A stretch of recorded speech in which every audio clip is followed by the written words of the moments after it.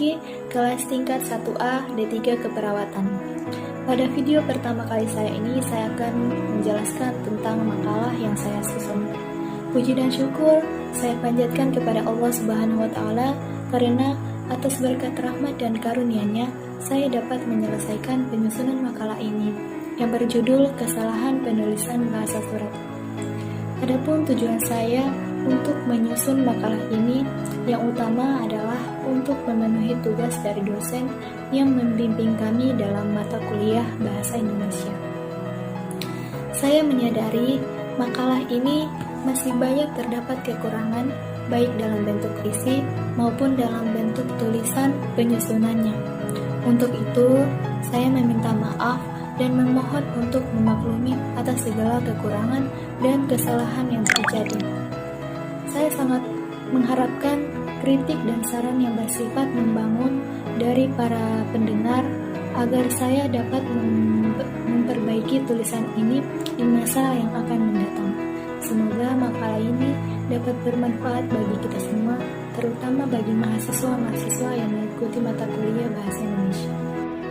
Isi dari makalah saya ini yaitu kata pengantar, daftar isi, pendahuluan, latar belakang, rumusan masalah, tujuan dan manfaat, bab 2 pembahasan, kesalahan penulisan surat, contoh karya ilmiah, perbaikan surat, penutup, kesimpulan, saran, daftar pustaka, dan yang terakhir adalah teks yang sudah ditandai kesalahannya.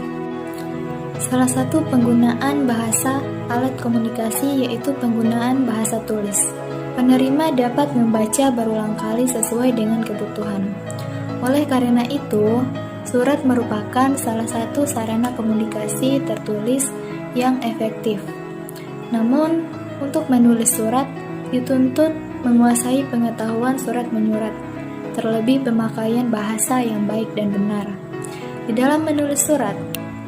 Namun, kenyataannya sampai saat ini masih banyak ditemukan kejanggalan dan kekurang tepatan penulisan surat pada umumnya.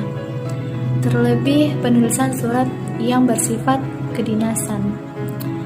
Kesalahan-kesalahan atau bentuk penyimpangan-penyimpangan yang terjadi di dalam penulisan surat sedapat mungkin harus kita hindari. Karena surat merupakan salah satu alat komunikasi berbentuk tulisan yang dapat dikirim ke orang lain, sehingga informasi yang dikandung di dalam surat tersebut haruslah jelas maksudnya.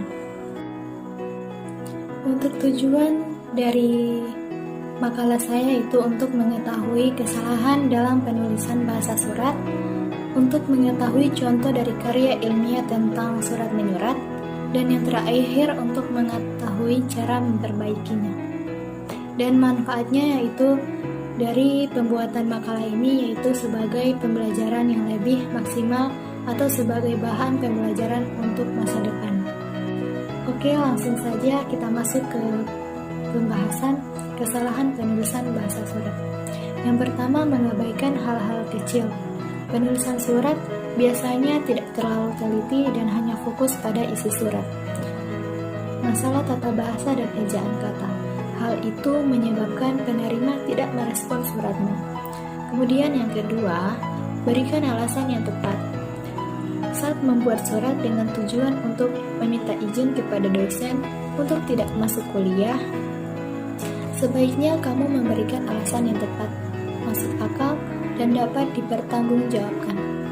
Hal ini akan berguna untuk membuat dosen percaya dengan alasan yang kamu berikan. Biasanya mahasiswa hanya memberikan alasan yang klasik, misalnya karena sedang sakit. Sebaiknya kamu menyebutkan jenis sakit yang kamu derita secara spesifik. Kemudian yang ketiga, terlalu formal. Sebaiknya kamu membuat sebuah surat yang formal, tapi tetap komunikatif, seperti memberikan alasan kenapa kamu ingin memiliki pekerjaan tersebut, dan lain-lain. Keempat, tetap fokus pada keuntungan bagi perusahaan. Jika mereka menerima kamu sebagai karyawan, kamu harus menjelaskan segala kelebihanmu. Kamu harus menerangkan pengalaman-pengalaman yang telah kamu peroleh serta kursus-kursus yang mendukung yang pernah kamu ikuti, kamu juga sebaiknya menyertakan sertifikat dan piagam prestasi yang sesuai dengan pekerjaan itu. Kemudian yang terakhir, cari tahu nama lengkap serta gelar penerima surat. Sebaiknya kamu menghindari sebuah awal surat yang menggunakan kata Bapak Ibu atau kepada Bapak Ibu. Kamu harus memberikan nama yang spesifik, contohnya kepada Bapak Harum Subekti. Hal ini akan membuat penerima surat merasa yakin bahwa kamu benar-benar mencari informasi tentang perusahaannya. Oke, jelas teman-teman? Nah, kita dapat mengambil contoh dari surat ini yang masih terdapat banyak kesalahan. Yang pertama ini, kepada yang terhormat, ini di sini seharusnya bukan di sini tempatnya, bukan di atas, namun berada di bawah sini. Kemudian ada di sini seharusnya memiliki kalimat pembuka yaitu dengan hormat. Namun di sini tidak tertera kalimat pembukanya, langsung pada inti dari surat. Kemudian ini mengenai hari, tanggal, jam, tempat. Semuanya pada awal kata memiliki huruf kapital, memakai huruf kapital. Padahal di sini tidak perlu menggunakan huruf kapital, karena ini masih dalam satu kalimat. Dan di sini penutupnya sangat tidak lengkap, hanya tertera demikian disampaikan untuk perlunya. Jadi ini bukan kalimat yang lengkap. Ya, itulah kesalahan pada surat ini. Oke. Kesimpulan yang dapat saya ambil dari penjelasan tadi yaitu kesalahan-kesalahan tersebut merupakan bagian-bagian konversasi atau komposisi yang menyimpang dari norma baku dan norma terpilih dan performasi bahasa orang dewasa. Kesalahan ini dapat dilakukan siapa saja. Kesalahan bahasa tersebut mengganggu pencapaian tujuan pengajuan bahasa. Kesalahan bahasa harus dikurangi, bahkan dapat dihapuskan. Untuk saran saya, jangan menganggap lemah terhadap ketepatan penulisan surat.